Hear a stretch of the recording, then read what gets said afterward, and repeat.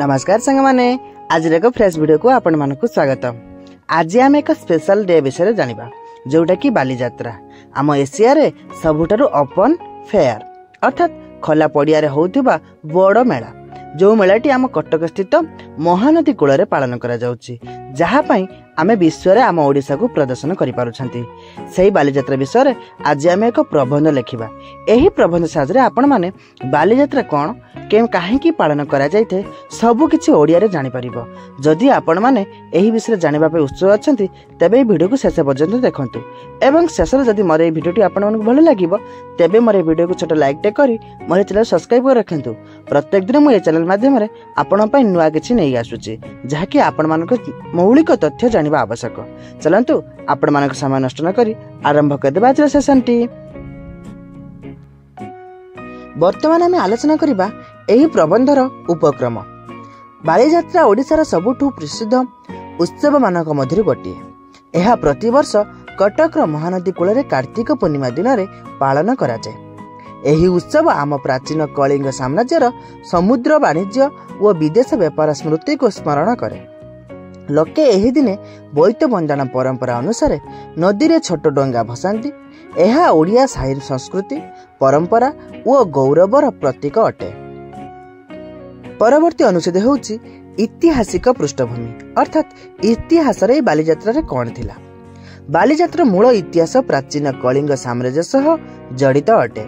सेतेबेले ओडिया नौका चालक माने साधव बोली परिचित थिले और सेमाने बाली जाभा सुमात्रा और दूर समुद्र उपद्वीप को द्वीप समूह सह वाणिज्य करुथिले। सेमाने सुगंधी द्रव्य मसला तंतु और हस्तशिल्प नियंती वाणिज्य पाई। कार्तिक पूर्णिमा दिन रे सेमाने बाली जीवा पाई समुद्र यात्रा आरंभ करुथिले एवं एही स्मृति को स्मरण करी बालीजात्रा आयोजन करा जाय। अर्थात एही बालीजात्रार ना एही कारण अनुसार दिया जायछि बालीजात्रा। वर्तमान हम आलोचना करिबा समय और अवधि। बालीजात्रा प्रतिवर्ष कार्तिक पूर्णिमा दिन रे पालन करा जाय, जहा साधारणतः नवेम्बर मासरे पड़े। एही दिन द्वारा पवित्र कार्तिक मासरे शेष दिन भावे चिन्हित हुए ओ ओडिया लोक मानक पई एक शुभ अवसर भावे गणा जाय। कटक महानदी कूल रे एही मेला प्राय एक सप्ताह धरी चले। सेही समय रे हजार लोक एठारे आसी सांप्रदायिक उत्सव खाद्य और हस्तशिल्पर आनंद उपभोग करती। परवर्ती अनुच्छेद होउची सांस्कृतिक मान्यता अर्थात सांस्कृतिक दृष्टि बालीजात्रार भूमिका कौन। बालीजात्रा ओडिशार सांस्कृतिक ऐतिह्यर एक जीवंत प्रतीक अटे।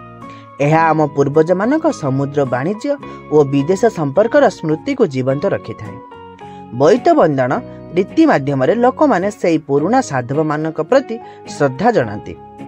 एही उत्सव संगीत नृत्य हस्तशिल्प और ओडिया परंपरा को एक मंच रे आनी थाए। बालीजात्रा ओडिया गौरव संस्कृति और सांप्रदायिक एकतार प्रतीक भावे अविस्मरणीय अटे।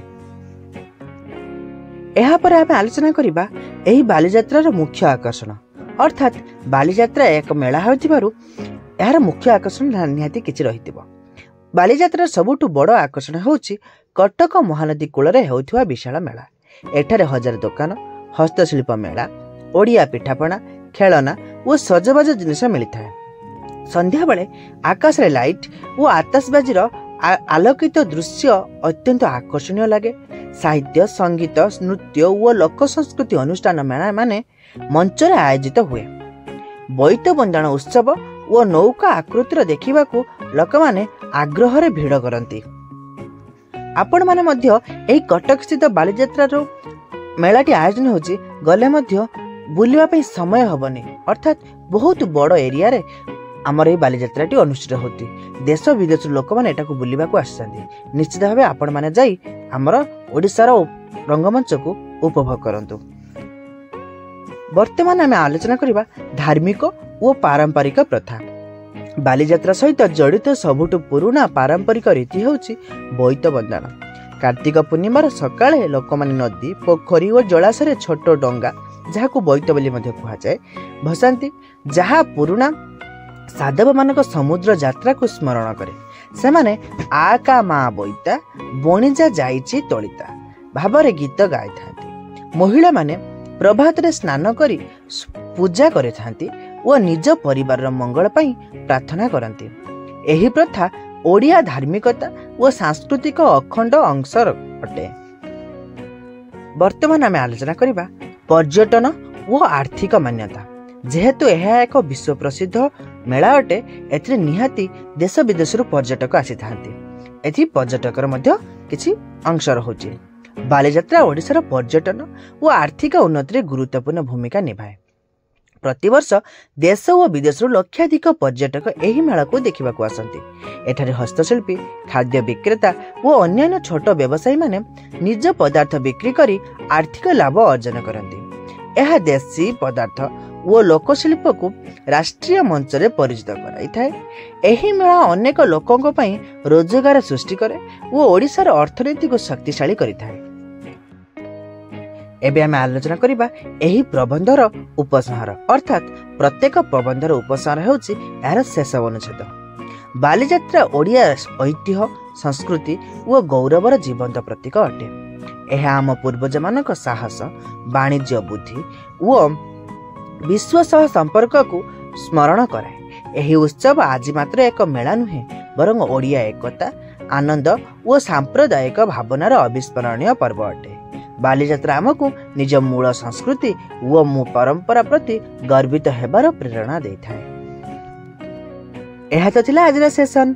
जदि आपण मानकु एही बालीजात्रा प्रबंधटी बहुत भल लागिथिबो, अब एपण जो तो आपण माने मई वीडियो देखुथांती, निश्चित भाबे आपण मानकु कोउट ना कोउटी भल लागिथिबो। आपण माने ओडिया हिसाब रे मोर एही वीडियो को छोट लाइक टे कर रखंतु एवं मोर चैनल को सब्सक्राइब कर रखंतु एही भले इंटरेस्टिंग वीडियो गुडा को देखिबा पई। रहउची, धन्यवाद।